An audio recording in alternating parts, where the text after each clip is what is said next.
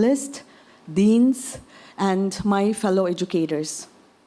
It is my honor to welcome you all to the first panel discussion of the day on a very significant and thought-provoking topic, exploring the shift in academic interest of Naga students, opportunities and challenges. Over the years, Nagaland's education landscape has been undergoing significant and subtle transformation influenced by a number of factors ranging from the post-COVID reset, the introduction of NEP 2020, global digital acceleration, and the emerging aspirations of our students. Yet, how deep-rooted cultural choices, resource limitations, and the career uncertainties, they still shape our students' decision. We will draw from policy and practice into addressing these issues as to how far, what has changed, what stubbornly remains, and where we are headed. So we have with us today 3 distinguished panelists who bring together voices from the world of policy, health science, and higher education, each offering a unique window into how these changes are shaping our educational landscape. Let us all look forward to hearing their perspectives on giving us a truly multidimensional view of this topic and exploring what truly matters in how we can guide our students to make informed, empowered choices, and how we can collaborate or collectively work towards building a more balanced academic future. So let me take a moment to introduce our distinguished panelists. And as I start with the introduction, I request our panelists to kindly come up to the stage and take a seat. Our first panelist, Shri Nellayappan B, OSD to Chief Minister and Deputy Director, Department of School Education, Government of Nagaland. Our second panelist, Dr. Sedevi Angami, Director, Christian Institute of Health Sciences and Research, Dimapur. And our third panelist, Dr. Mary N. Odyuo, Associate Professor, Agricultural Extension Education, School of Agricultural Science, Nagaland University.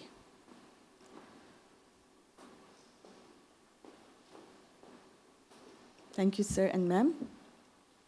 We're also privileged to have with us Dr. Hewasa L. King, Principal, Tetso College, as our discussant, who will let us synthesize on today's deliberation. Now, to ensure a meaningful discussion, we will keep this session thematic and interactive, addressing 4 key themes. Now, our first theme of discussion is on post-COVID academic landscape, academic progress or degradation. Our second topic and the theme is on multidisciplinary and skill-based. Sir, our first panelist, Shri Nellayappan, sir.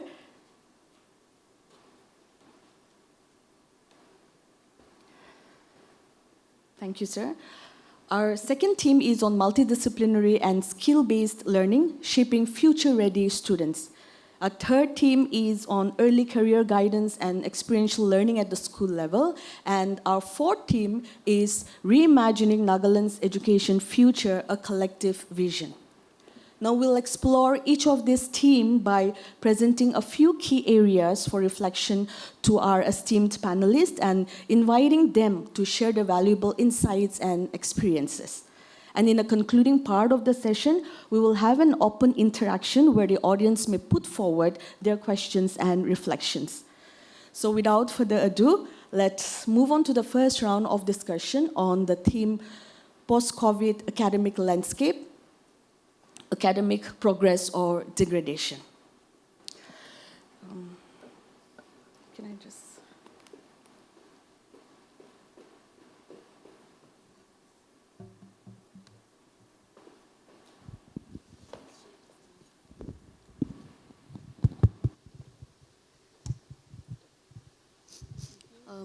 Now the pandemic has indeed shaped how we learn, teach, and even how we value education.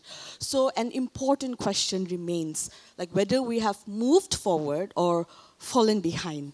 So let's begin our discussion with reflection on what we have witnessed after post-COVID pandemic. So I would like to invite insights from Sir Nellayappan from a school education perspective. Would you say that post-COVID education has moved forward, or are we facing silent academic degradation? Good morning to all of you.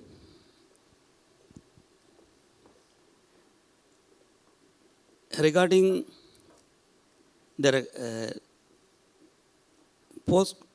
educational scenario of post-COVID, the learning recoveries, I would like to classify into two categories. One is the learning recoveries that takes place in lower classes, say up to class 7. And next is that learning recoveries that takes place in higher classes, say class 8 and above. So in regards to the lower classes, we can say the learning recoveries is well beyond and well ahead of the expectations. In one way we can say the learning takes place in a much better way than the pre-COVID era. The reason I would like to attribute to the more parental supervision. When COVID occurred, particularly for the young children, the parents started giving more attention. So the parental care, more parental care started from that year, and that is the main reason for the children in lower classes has not suffered much in learning loss. But when it comes to higher classes, class 8 and above, my interaction with many teachers and school heads, what I learned is, it has a very severe impact on the learning capabilities of children in higher classes.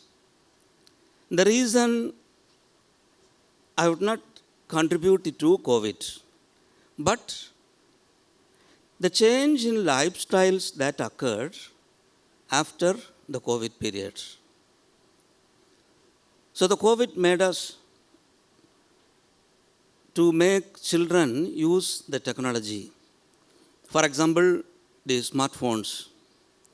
So now the children started using the technology beyond the advisable limit. Excess dependency on gadgets, excess exposure to media, excess usage of social media. So all these aspects has brought change in the attitude of students. So the byproducts of the COVID has a very major impact on the learning outcomes of students. So the more impact, the impact will be realized not at the school level, the more impact will be realized by institutions of higher education. So when we see the learning recoveries, we need to focus more on students from higher classes. So all these impacts, it's not so easy to bring them back and to make them use the technology judiciously, but the burden is now on parents, teachers, and schools. Thank you. Thank you, sir. Though we can understand that even if COVID pandemic has brought some setbacks, at the same time, it has also provided many learning opportunities. So with that, we are happy to get that assurance. Now, I would like to direct our attention to Dr. Sedevi, sir. Moving from what sir has shared his perspective. I would like to request you to kindly share your overall perspective based on the topic of our discussion today. And the reason why I asked her to do this because of some unavoidable circumstances, he has pre-commitment. So after his session, after his talk, he will have to make an exit. Yeah. Thank you, sir. You may take your time. Yeah, I want to first apologize because I did some backdoor manipulations, in order to get this because I have a really important meeting at 12:30, and so I was really timing it like that so I really have to apologize to the organizers. So I just said I will just go through most of the questions. I've gone through the questions, and I thought I'll go through it quickly and answer as precisely as possible. So the first question was relating to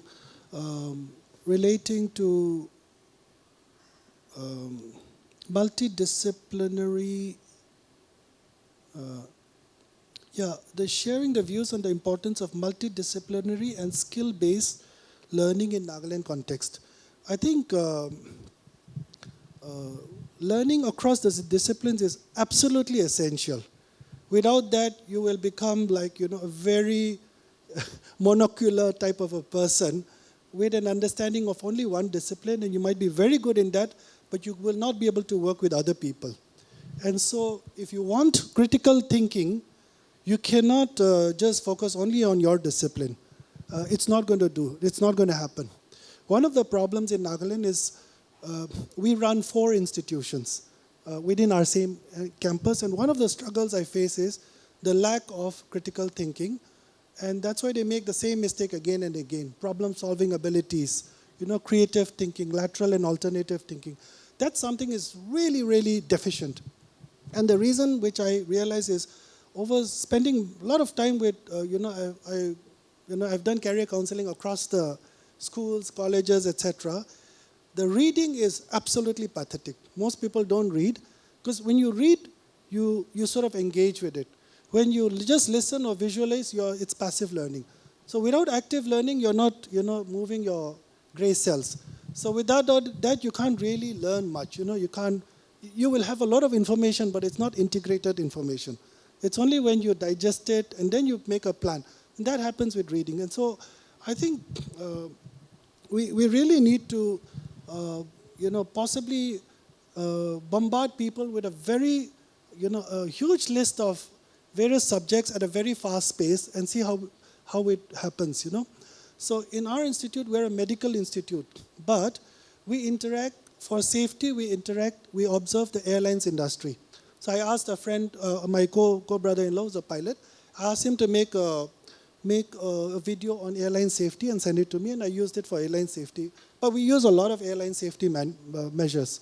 We interacted with Indian Space Research Organization to look at our safety measures in the emergency. We look at, Kaizen Institute for total quality management and things like that, no? And, for quality improvement. We have been we look at Toyota management system for our supply management and see how we can improve our inventory management.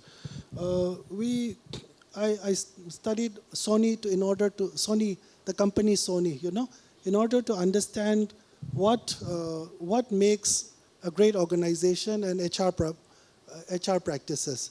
So several things. I looked at Jack Welch, from GE, to understand certain leadership principles. So you need a large, array of, disciplines to be able to really be very, very effective. You can't just focus only on education and do education. It's not going to happen. So for us, what happens, like in India also, the medical education is very defective. MBBS, they are taught very hardcore technical skills, higher education. But they are not taught sociology, anthropology, psychology, philosophy, communications, ethics. All these things are super important, without which they cannot be a doctor. They are just technicians. And that's the tragedy of things, And so unless we look at it very aggressively, we're in a deep mess. No? So, in our institute, we have 5 of our staff training under Indian Institute of Management, for strategic management, advanced strategic management. 60 of our staff are trained in administration. About 14 of our staff are trained in organizational leadership, and another 11 are in the pipeline. We, at any given point of time, most of our staff, I push them and say, you cannot be khali, you cannot be not doing anything. We have so many MOOCs, massive online open courses. You can take Coursera, EDX, or whatever, or Udemy, whatever, and you must be doing one course at any given point of time. You cannot be not doing something. My wife is nearing 60. She's doing an IIM course. After that, I've asked her, you must do a master's in education. And after that, we'll do another one, There has to be a constant learning process. If you do your PhD, good, but that's just a pass mark, That doesn't mean that you become an educator. So you have to really work on it. So we've sent our staff to Singapore recently. I made contact with about, 8 institutions, and they went and visited all 8, including National University, Singapore, and things like that. One day I was in Delhi and I saw, Arvind Kejriwal had sent, hundreds of school teachers to Singapore to learn, and they came back and did a fantastic job. So I think, interdisciplinary education is absolutely essential if you're going to make a okay average institution, fine, but you want to make a great institution, you have to really go out. And you will have to really link with, international organizations for education. So we are going to enter into a partnership with University of Copenhagen for medical education. And then, of course, online blended learning, with COVID, online learning came in, and we realized that online blended learning is the way to go in order to standardize education. You cannot standardize education without OBL, and that's why we really have to focus a lot on that and design it well. So that's about working across the disciplines, and we're happy to, we signed an MOU with Tetso, and we hope that we can work on, various areas, whether it's IT or sociology or psychology, several areas. Now, the other question was in terms of career counseling, and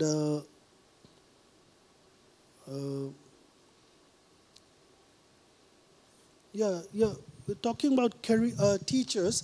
I realized that there's a big deficit of career counselors, And career counseling is not just, you do your BSc, MSc, PhD, and postdoc and things like that. It's much more than that. And therefore, I think we need to have training for career counselors. We need to have, not everybody will be able to afford one dedicated career counselor who can travel across the world or countries and look at various universities, engage with them, and look at the scholarships, etc., etc. But we can do a training process of career counseling, and you need to have not just one but multiple career counselors who are specialists in this.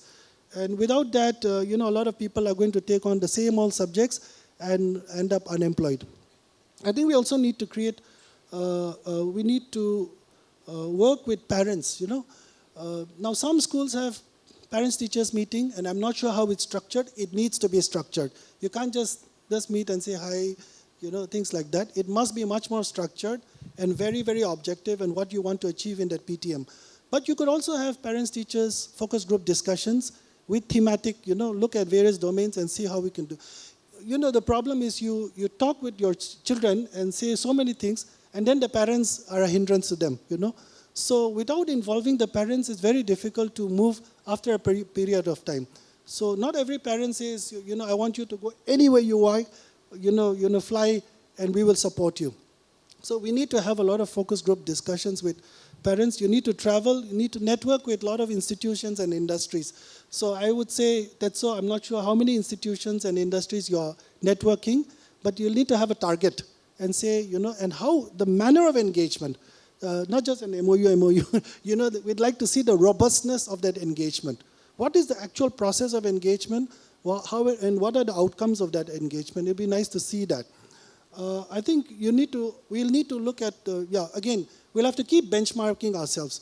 CBSE and NCERT is not the benchmark, definitely not. It's good, but it's not the best. You look at IB curriculum, you look at, the advanced placements and several other programs, and see what can we learn from them, contextualize it to India or Nagaland.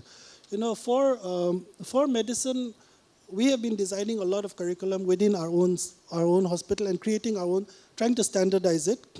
I realize medical education in India itself is not well designed, very badly designed, okay? So nursing education is much better designed. So I realized in order to really improve and help medical education, we have to look beyond. So I'm looking at South Africa, UK, US, Australia, and things like that to see how we can do that. I think identifying students and their interests, when I sit with our nursing faculty, and then we talk about the pass rate and things like that. So I said, you have very high performers, average, and underperformers. You can't treat them all in the same thing. One size doesn't fit all. So what track are you going to put for high performers, average, and underperformers? The underperformers might actually do very well, but you haven't identified why. What is the problem? So recently we didn't get very good marks, ranking. We didn't get very good results in nursing in one area. So we did a very detailed analysis, and I told them to do it again and again, to see what is the root cause of analysis. You have to do the 5 whys and things like that.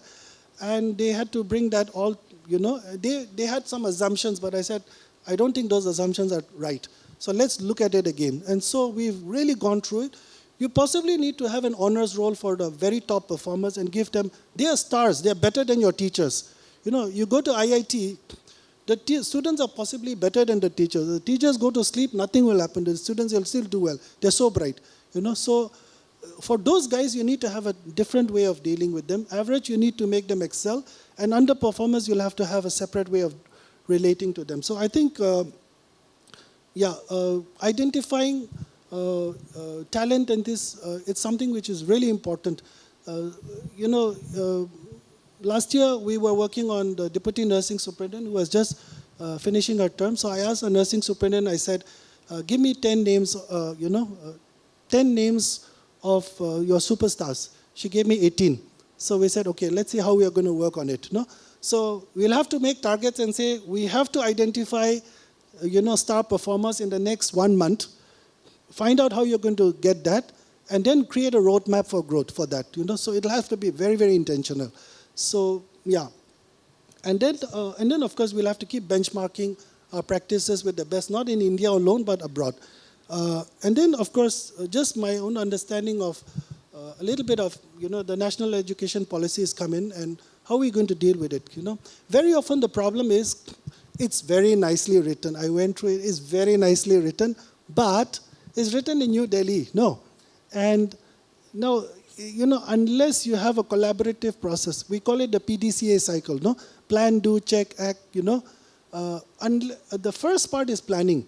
Unless you get all the stakeholders together in the planning, you're just going to do something and then implementation will be extremely difficult to do it. Now there's a whole area called implementation research, on programs and things like that. So you need to get stakeholder involvement and look at various contexts and don't say one policy, It has to be multifaceted, stratify it for various locations and contexts and see, finally we want everybody to reach there, but the process of it's a disaster trying to say, you need everybody to learn Hindi with, Mr. Kekre was talking about that, no?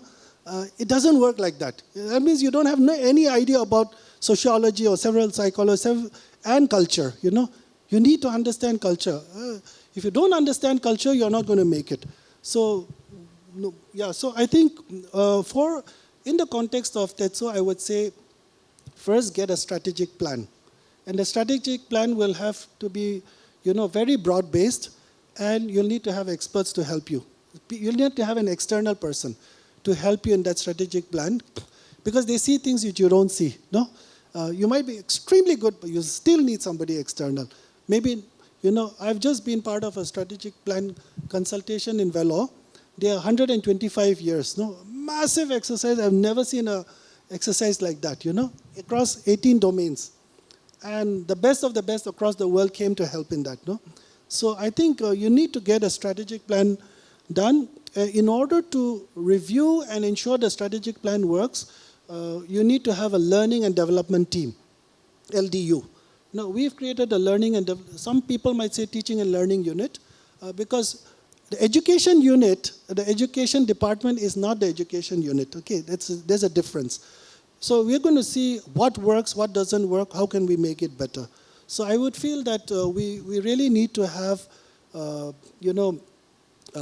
team which is working. So in our institute, we review, the LDU meets every week to review everything, Last week, so like today we have had this, next week we are going to review it and say, we do a postmortem analysis of this and say, how did it go and what can we do better next time. So the LDU and the learning team, I think, is absolutely important. We look at various areas, like if an institution is going to grow, it has to grow at a professional, organizational, and personal level. All three are important. And we need to identify each one and create a plan for each one. So we are creating a software for that. And then we also need to train the teachers all over. I tell my faculty, they're already PhD, some of them are PhDs, and then I tell them, you finished your formal education and you've done your teaching, now your real education starts. So we have to create an educational curriculum for the teachers. So we have faculty development seminars, workshops continuously, and we have multiple faculty development programs going on, and we sort of view it very, very objectively. So I think the other thing is to be able to develop, I guess, like as we, the world is changing so fast that your students are going to know more than you, So I realize many of my students, I'm surprised that I've been teaching for about 35 years now, and I see they are so good, and they're using AI like anything, I'm so impressed. But they, in many ways, they have an advantage which we didn't have, the access to information so far. So now we have to work with students, not as teacher-student, but as collaborators, We learn together. So I teach the subjects that I don't know, and we learn together. I say, let's learn together, and it's fun. So you need to have peer tutors, teacher assistants, and several other of that nature to enhance collaborative learning. The teacher cannot say, I am the repository of all knowledge. That's not, not valid anymore. You have experience. You have possibly a little more information, but information and knowledge is nobody's monopoly anymore today. So we need to have a very collaborative process. Designing that collaborative process will be very key to see whether we are, we can go faster or we'll be left behind. In Nagaland, we are the most underdeveloped state in India. Can we catch up? Yes, we can. But we can't do it by the way others are doing it. They say if you do the same things, if you do what you've always done, you'll always get what you've always got, So we'll have to do it differently. So in our institute, we're experimenting like mad, and we sort of try everything so that when people come and see, they'll say, oh, wow, this is something which we've never seen anywhere in the country, And therefore, we're happy to collaborate with Tetso and any other institute. And education is everybody's responsibility. I would say, you'll have to reverse the way that we allocate teachers, I think PhD teachers should be teaching primary school. Until that happens, our education is not going to really improve, So unfortunately, we put all the PhD teachers in professional and higher education. Actually, higher education, you don't need those kind of teachers anymore because you already have so much of information and they can learn on their own through, so many other courses. But primary education is where you need the highest level of dedicated teachers. So I would say the best teachers should be from class 1 to class 5 or so. And Finland and all, that's the way they do it. The best education in the world is Finland, Finland, Singapore and all. They give the best people, the highest paid are those in primary school. So I would say we need to focus a lot on it. So sorry, I really rushed, but yeah, thank you. Yeah, thank you, sir, for sharing your valuable experience and also providing us with so many valuable suggestions. We are privileged to have with you as one of our panelists, and thank you for giving us your time.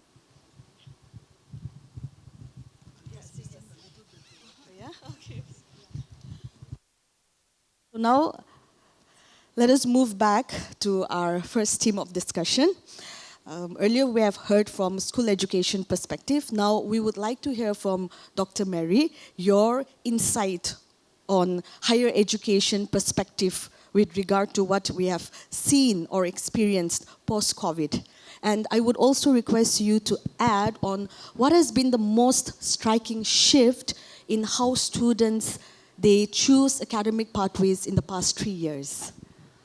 Okay, so there are two sets of questions you are asking me at the moment. So, first of all, I would like to thank the principal of Tetso College, Dr. Hawasa, for having me here in this discussion.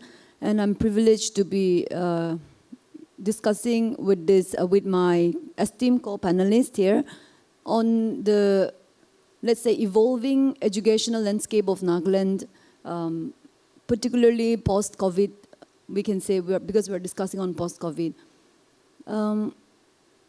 As we all know, the COVID-19 pandemic, it has left an indelible mark on education globally, and Nagaland is no exception. So we have seen that, it has also posed immense challenges, as well as it has given us ample opportunities to rethink and reshape our educational priorities, just as our advisor education was also talking about rethinking our educational landscape. So this COVID-19 pandemic, we know that it has disrupted our traditional learning. So, and also it has brought so many good things. So I would say that the educational system of Nagaland, because you are asking me about what Emerge stronger okay. So I would say that fragile. yes, this educational system of Nagaland has emerged stronger, both stronger as well as more self-aware, and it has also, exposed many critical fragilities which we can no longer ignore. Also, so like I said, COVID has already disrupted our traditional learning. It has also widened our digital divide, and as well as it has revealed critical gaps in the infrastructure, as well as the teachers' preparedness, as well as the students' engagement in educational activities. Yet it has also, one good thing about this pandemic was that it was also like a turning point where, it forced both the educators, we are all educators here, it forced all of us educators as well as the students to, to rethink or reimagine what education actually could be only after this pandemic. Because we were just rushing, we were like so unaware about how to handle that kind of stress for the first time. And we were also trying to blend in all these online digital tools and all. So that was also one thing, and most importantly, it also made the student to realize that education was no longer about completing the syllabus, but also it was more about learning with a purpose. That's what I feel. And it has also accelerated the adoption of digital tools, yes. And also it has encouraged the blended model, hybrid model. Just yesterday in Nagaland, there at Nagaland University, we organized this floral artistry workshop on a blended mode. So it's all because of COVID. I should say that we have already become so used to using all this. And also it has, it's giving much importance. Now we're emphasizing more on individual learning. We can say individualized learning or experiential learning, or we can say like independent learning also. So these days, because we have co-educators from various schools and colleges, today we see schools and colleges very open to using technology, integrating these digital tools and so many other things, and also, blending the physical and online learning spaces. So rather than saying our education system, rather than, saying stronger or fragile, I should rather say that it has made us more conscious about our weaknesses, right? And also it has made us more, adaptive than ever before. And for the second part of your question, you were saying about shift, I think. Can you just... Yes, the shift in how the students choose the academic pathways over the past 3 years. Yes. Yeah. Actually, I was also quite interested because it's very much pertinent to our topic today, the shift in academic interest of our student. So when I got a call and invited and I saw the topic of today, I was quite interested about this, and I just checked it about the GER in higher education, cross enrollment ratio in higher education, and I found some interesting facts and figures and all. I just want to share with you one. Of course, numbers are boring, but to set the context only. So if we just have a look at the most common, most common choices of discipline from our Naga students after class 12, the recent HSSLC results, it shows an interesting trend. So in 2024, you asked me about 3 years, but I don't have a data for 3 years because that's what I saw. So 2024, we saw like around 17,911 total number of students appearing for the, let's say 18,000 appearing for the class 12. And we saw that 14,000 of them went to arts and 2,500 went to science and 950 went to commerce. And now here in 2025, the data was like reduced by 1,000, the total number of applicants. So it was 17,000 in total. Out of that, we saw a rise in science. It went to 3,200 or so, and commerce also around more than 1,000. So, we see a gradual shift these days. We see a gradual shift in the choice of our Naga student in terms of, subject that they're choosing. But then we also see that most of them are still following the familiar path in the humanities, despite the immense employment opportunities that the interdisciplinary courses are giving. So this is also one thing, like post-COVID, in relation to both the question, post-COVID, as per my observation, I have seen that the students at present, they are more outcome-focused, they are more outcome-oriented, and they are now thinking less about the traditional government jobs. And this I say with confidence because at Nagaland University, we are observing, we are witnessing this firsthand. We have this Department of Vocational Studies and Skill Development, which was introduced in the year 2015. And in the initial days, we could not find so many students coming forward also because it was a kind of vocational course and skill development. People are not so aware about that. Now, this year, we saw over just the few years, and this year we have seen the admission surge, which has never been like before. And this year, particularly, I was so impressed to have seen more than 40 students of Nagas coming for this vocational course after class 12. So that is a very big decision they are making, whether they should go. Of course, it's a higher educational, it's also counted in higher education, but percentage. But then that is also a very different route or path that they are taking. So rather than just taking that, bachelor degree or that, of course, there will also be a bachelor in vocation, but we are still yet to sensitize this with most of our Nagas. So this to me is really impressive because it's an changing mindset. It shows that our Nagas are changing our mindset now, especially the younger generation. So, and also, this is good because I felt that because I'm also taking one course with these students. So I've just realized that, some of the students might have just left schooling. They might have dropped out had they not taken admission in this after class 12. And that is quite alarming also because we have a lot of, high percentage of dropout rates also when we talk about the interior parts also. So this Department of Vocational Courses or Skill Development Departments, these are not just adding value, but these are also reducing the dropout rates as well as these are enhancing the gross enrollment ratio in higher education. For Nagaland, we have only 19%, which is well below the national average of 28%, which tells us that we still have a lot more to do.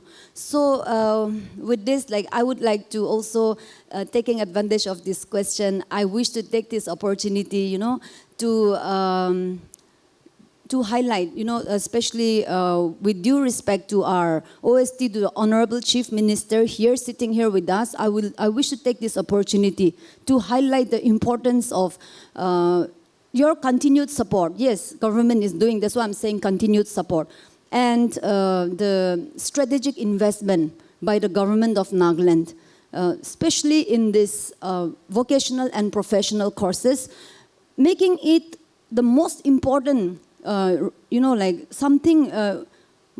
most important path to empower our Naga youths and also to strengthen our future workforce. That's my message from this question. Thank you.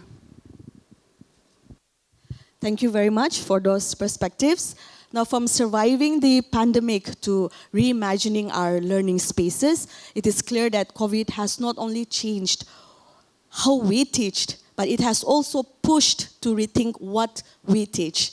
How can we break away from the rigid subject silos and prepare our students for a more flexible and interconnected world of work? So with that, we move on to our second round of discussion on the theme, multidisciplinary and skill-based learning, shaping future-ready students. Now, I would like to invite views from Sir Nellayappan. Now, in alignment with what ma'am has suggested. So from a policy standpoint and in alignment with NEP 2020, as NEP strongly advocates for multidisciplinary education. So are there any ongoing or upcoming state initiatives that promote vocational or skill-based learning in high school and secondary level? The state of Nagaland has adopted the NEP 2020, and in line with NEP 2020, the state has introduced pre-vocational education from class 6, 7 and 8. So pre-vocational education has been introduced in all schools across Nagaland in classes 6, 7 and 8 from the year 2022. And in class 9 and 10, this vocational education has been introduced as a sixth subject, means optional subject. And in classes 11 and 12, this has been introduced as an elective subject. So this is the initiatives taken by the state government. But you are all educators. You can ask yourself how this pre-vocational education course is being implemented in school level. When I had discussion with some of my friends who are practically teaching in schools, I'm sorry to say, one teacher said, "Sir, it's like that SUPW we earlier used to conduct." When I was a teacher, I remember conducting SUPW. We conduct in a year 1 day or 2 days. We give the students some task, they bring some things made by them, or sometimes some schools make the students to make at school, and we give them grading A, B, C. So other than that 1 or 2 days and the grading A, B, C, students may not know anything. So my colleague said, I'm afraid that in many of the schools this may be happening. So now it is up to the school authorities to focus with genuine interest on this pre-vocational education, not to consider as a namesake granting of grading ABC. And when it comes to class 9, 10 and 11 and 12, what shortcoming the department faces is, like for these vocational teachers, it's a ministry-sponsored program. So the government of India has fixed Rs 20,000 as salary for the teachers.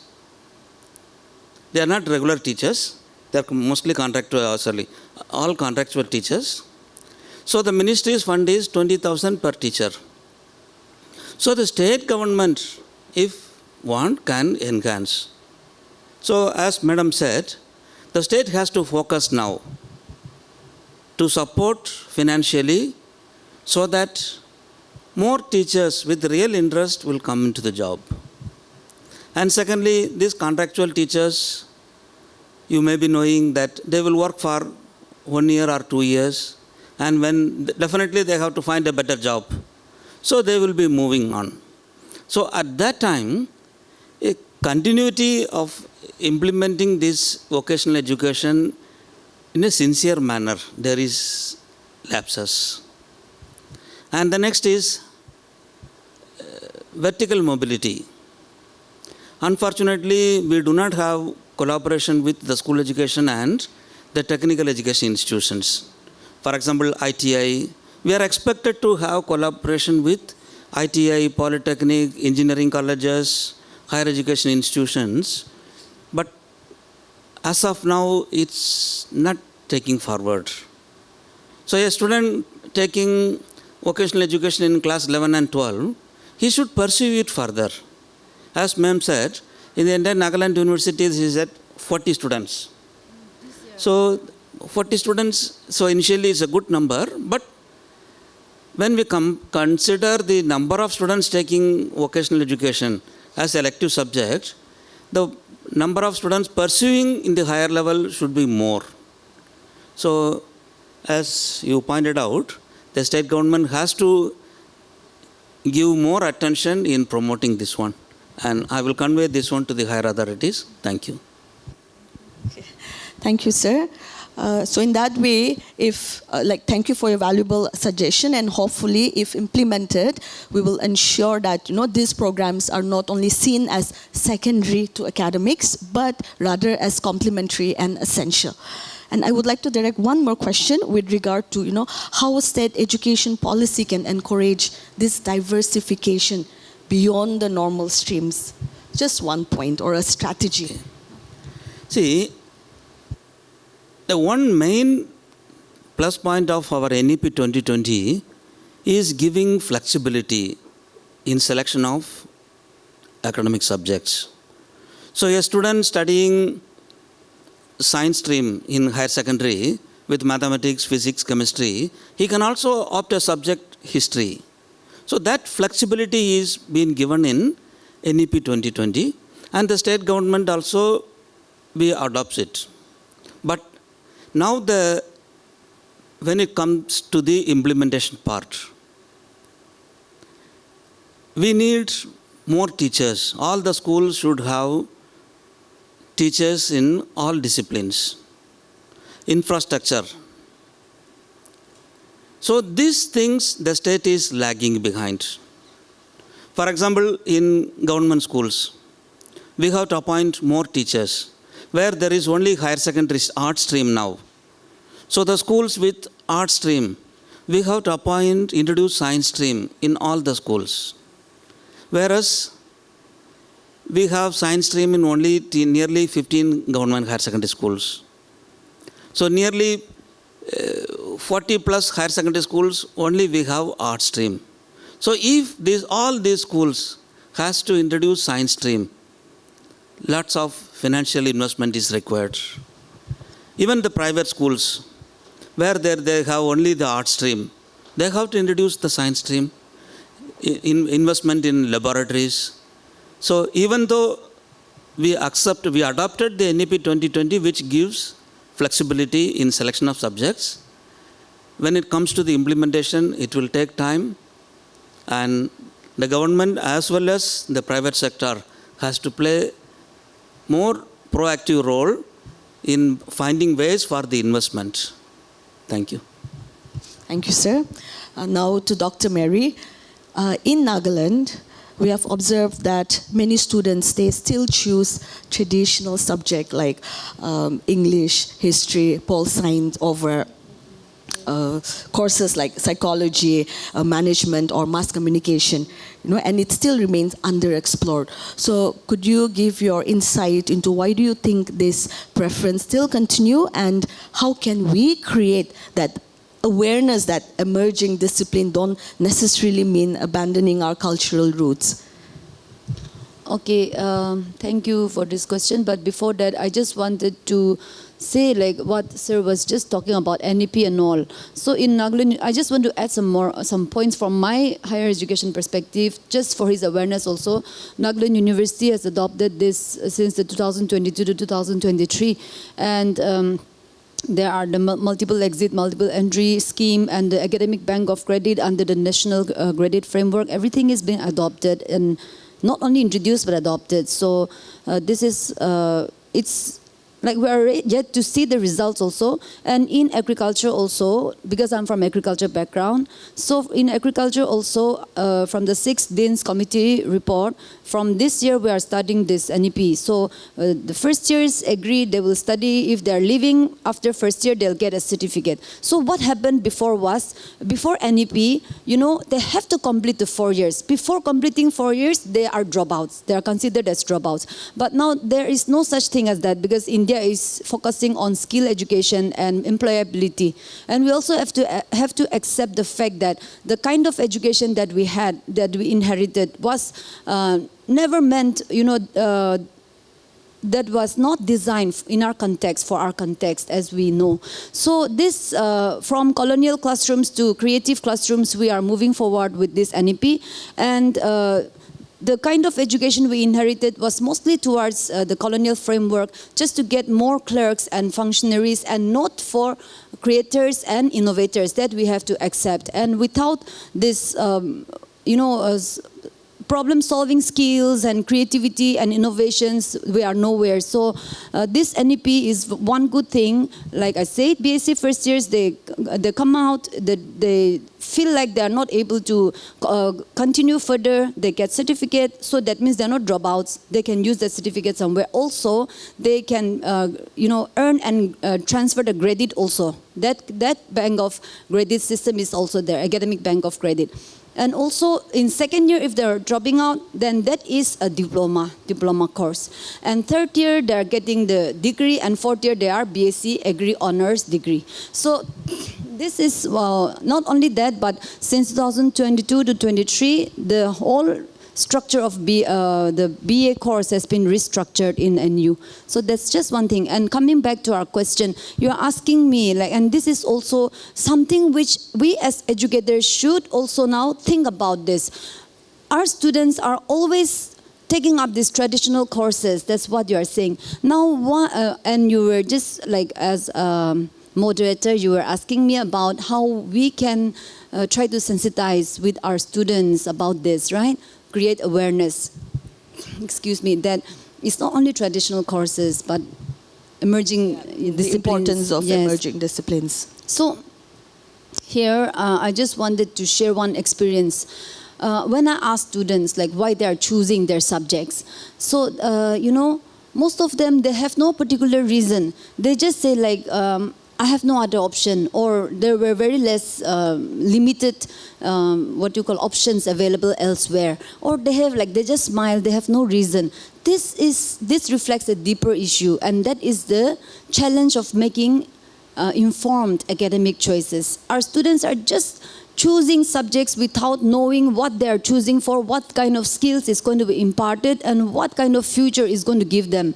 So this informed academic choices rest on us educators also. True, this can be possible only through career guidance and, you know, more exposure and more diverse learning opportunities, only if we do that. So this is one thing, and like I said in the beginning, excuse me, we are beginning to see gradual shift in their choices also. So we saw some rise in science and this commerce and all. So this tells us that, you know, even though they are beginning, our students are beginning to think differently, you know, their choices are still shaped by what is available and what is familiar with, what they're familiar with. And not always by their awareness on the new emerging possibilities. And this is why it's very important to understand the value of both traditional courses and emerging disciplines. Now, this also, why they are choosing, these traditional courses. One thing is because they are being shaped by what's available and what they are familiar with. Second is, I can say that our Naga culture, because we are in Nagaland, our Naga culture, it values stability. And it can be government job or teaching job or church workers, whatever gives us stability, we are looking forward. So subjects like political science, sociology, English, it gives us a safe choice. So they think, I feel like because of that also. And third is parents. Parents also, they guide their children from the perspective of what they know. And we know that we are very less exposed to the new disciplines also. And I can say that infrastructure also plays a role in the choice of subjects, because some colleges, when they don't have the laboratories, or when they don't have the right teachers or experts, then you cannot run biotechnology or psychology there. So traditional courses, we should know the value also. Yes, when we talk about traditional courses, it comes to my mind history, then this political science, then English, education. They have immense values because they nurture the analytical thinking and the critical reasoning and the cultural awareness of our students.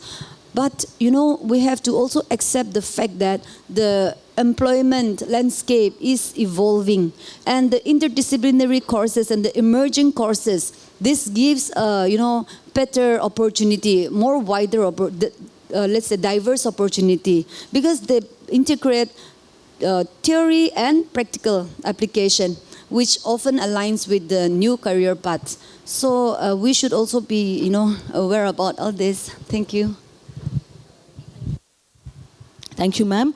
Now we have discussed challenges in brief, solutions and strategies, and also have heard thoughtful perspectives on what education has been and what it could become. Now it is now time for us to look forward as we approach our concluding theme on reimagining Nagaland's education future. So I would like to invite both of you, to give your insight in just a word.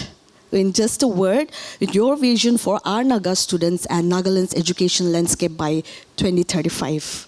And with that, we will open the floor for question and answer round due to constraint of time. Yeah, thank you.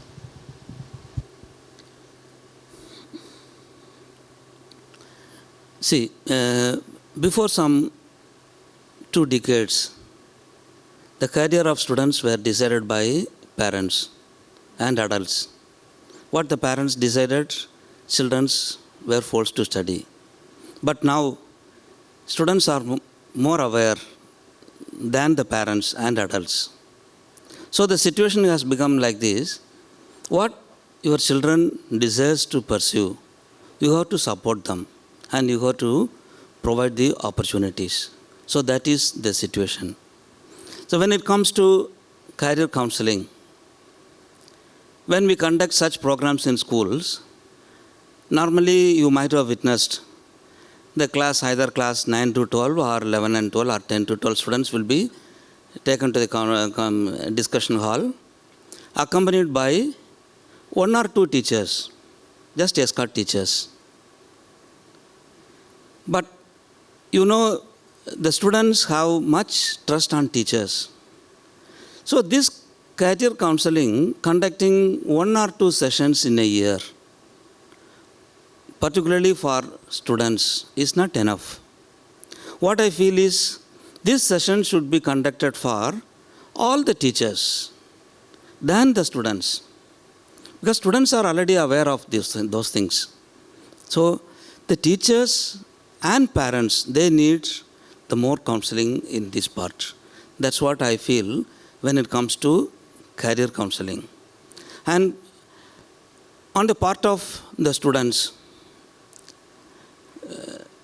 if those who are here, very few students maybe, but now in a class, suppose 100 students are there, that what will make you distinguish from the remaining 99, that's what is going to decide your future. So the student, and there are a lot of upskilling courses, side by side profile building. So the many institutions in our country as well as in abroad are offering courses on upskilling and side-by-side profile building. So this should be encouraged by the schools as well as the higher education institutions. Now, there are a lot of opportunities. Wherever, then only the thing you need is willingness to learn and the guidance from the faculties and the adults. So I would like to urge the teachers, the institutions, and even the government officials to act as a guides to the younger generation in connecting people. What we need nowadays is connections. In one side, you have students, those who have specific caliber. And the other side, there are people who need these talented people. So we have to act as a link between these two. Thank you, sir. Now, may I request Ma'am Mary to share a forward-looking thought on the hope and future of Naga students or Nagaland's education landscape. Okay, like you said, I think 2035 you were. I don't know how we can project that, but right now we are in artificial intelligence era, and we are starting with this, and our students are also very tech savvy, and they have everything. So I feel like by 2035, for me, I see a bright future for Nagaland. And our students by then, and not only that, but education, as educators, our role.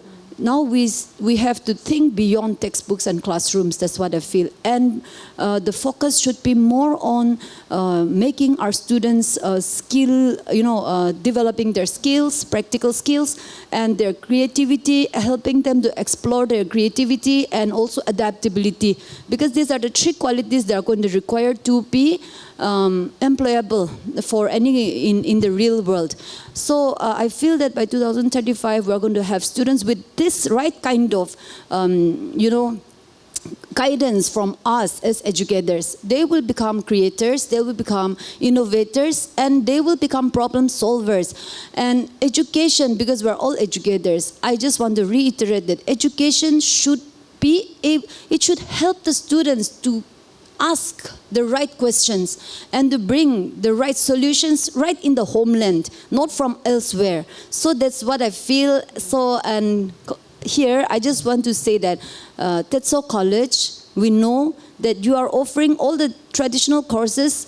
Besides that, you are also offering the, all the emerging, courses like psychology, linguistics, mass communication and journalism, management, and even in the process of opening a fine arts. This is very encouraging because it's going to blend both the creativity, the career, and the practical skills, which is collaborative. So the only thing what you can do is now try to be open, and I mean you are doing that, but you can collaborate across disciplines because you already have in your campus, and that will make it as a multidisciplinary, that will build a multidisciplinary ecosystem for the college also, and that will be great. Thank you. Yeah. Thank you to all our distinguished panelists for your valuable insights, and also to our engaged audience. We will now open the floor for audience questions. Kindly keep your questions brief, within context, and do specify to whom it is addressed.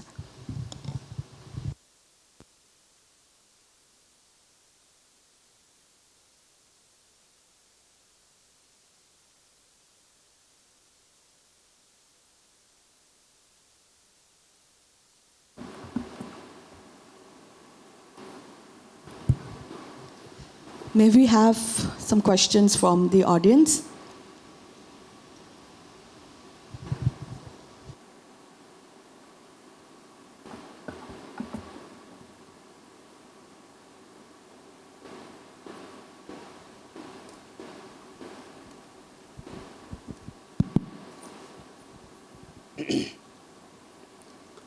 Yeah. Hello. Yes, sir. My question is to sir. Actually, I have done my PhD in Nagaland, and my sample size was 200, and I did on child labor. And I found 33% are child laborers from Nagaland. The remaining were from across the northeast state. So many teachers are here. So I would like to put the questions because 18 of them out of 200, they stopped their studies when they were in class 8 or 7 due to poverty, and they were very poor in maths and science. And they cannot take tuitions like others. They were in the government schools. So now I found them in these garages, the car garages. They are learning the skills. They're hoping that one day they will open their own garage. So my question is, sir, you are from also government side, and recently Nagaland government also closed down more than 150 schools, primary government schools. And I am from outside, but I have observed, and I even encourage my MA Political Science students to write articles on these. That, like the other states in India, almost 2,000 plus schools are closed down all over India. And majority from Hindi belt area, and they're poor area, poor state. Even in Nagaland also 150 schools. So instead of helping the Nagaland government schools and making some plans to help the government schools and make it more attractive, we are closing it down. Privatization is okay. I'm not against privatization. And I have been done all this, my studies, in the government schools, government college, government universities. And I find it very difficult because from LKG to till nursery, LKG to till BA, MA, they're all doing in private schools. And so much expenses, all these schools. So I think government is maybe neglecting or maybe not focused how to help the government schools. And the science and maths teachers, I think we need to give seriously. Otherwise, 90% students in Nagaland are taking arts. So only 10% between science and commerce. So that way, I think we are going towards very the darkest area in Nagaland. And even some colleges also close down science streams. So if it continues like this, I don't know where will be the future in Nagaland. So that is my question. So it's quite long. You can highlight a little bit your plan, sir. Thank you very much. Okay, regarding the closing down of schools, one fact you may be aware, when this RTE was introduced, Right to Education was introduced in 2009, the government was forced to establish schools in all villages. Wherever there is little population, schools were opened. And now the geographical situation in Nagaland, if you go outside Dimapur, Kohima, you will understand. A village will be there. Hardly sometimes less than 5 or 10 households will be there. So out of that, some 2-3 students will be there. So all these government schools which the government has closed down are due to nil enrollment. Or you can say with enrollment 5 to 10. And we have closed down the school. Okay, one school we have closed down. Doesn't mean that the students were deprived of education. Because there are schools in the nearby vicinity. So for example, in Kohima, in a village, you will find within 2 kilometers 2 schools. DKL, one school, GPS DKL, GPS LKL in that way. So the policy now is that where there are no enrollment, let us close it down and let us strengthen the school functioning in the nearby location so that the students are not deprived of education. So that I am sure that by closing down the school, not even a single child was deprived of education. So the purpose is to strengthen the functioning schools where there is good enrollment. So that is regarding closing down of the schools. Okay. Thank you, sir, for those thoughtful response. And the second, he asked one more question. Yeah. Oh, isn't it? Maybe personally you can discuss. Okay, okay. Okay, the Sir, second you part may have a during personal lunchtime we will discussion discuss. with Sir. Yeah. Apologies for that. Since we are running out of time, we have to close down the Q&A session. Now I would like to